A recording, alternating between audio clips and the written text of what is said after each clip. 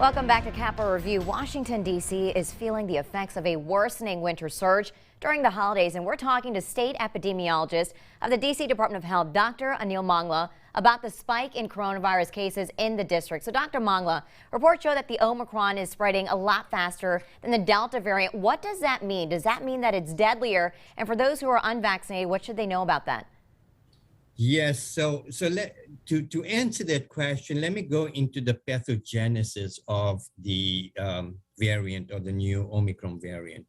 So number one, it's not deadly. We don't know that because in the US, effective today or by yesterday, we just had one death, right? That was related to Omicron. So it's not deadly. However, it's very contagious. Now, to understand the contagiousness of this disease, let me go into the structure of the Omicron variant. So when you look at the virus, it has different components. There's over 50 mutations in this variant.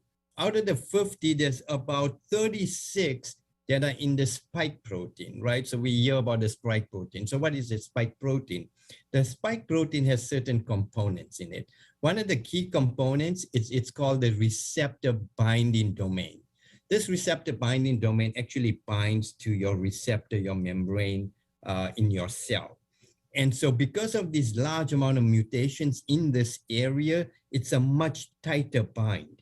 Because of that much tighter bind, it enters your system much stronger and faster. So that's kind of giving you that perspective. And because of that, it's going to spread and transmit much more. The second part of that spike protein is called the furin cleavage site. This area is where the fusion occurs. And because of the mutations there, you're going to get this going into your membrane much faster. And this causes larger amount of infectivity.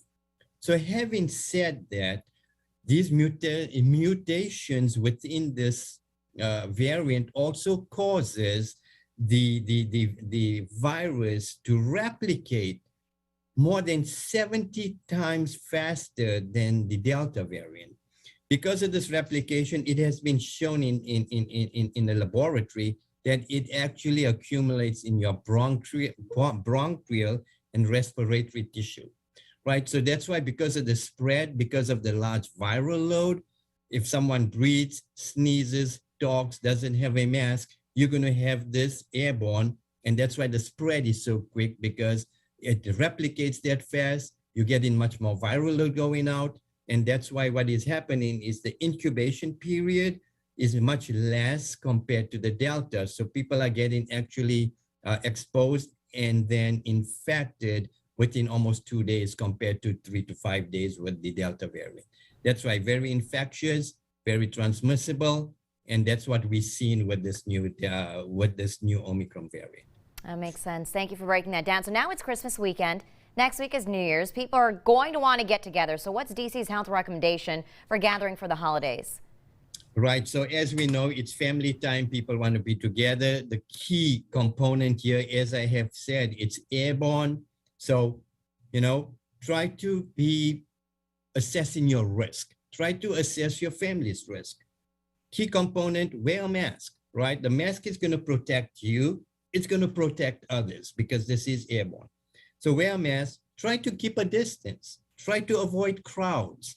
Try to avoid gatherings. And if you're having a family gathering, try to make sure or assure that people that are coming to your family are vaccinated, right? That is the key. So how I look at it and how we as epidemiologists and public health officials look at this is it's called the layered mitigation process. And when you look at it layered, vaccinations come number one, wear your mask, social distance, avoid crowds, and take care of your health and try not to be selfish in this respect because you want to help your wellness, but you want to help others' wellness. This is going to mitigate the cases here in DC substantially.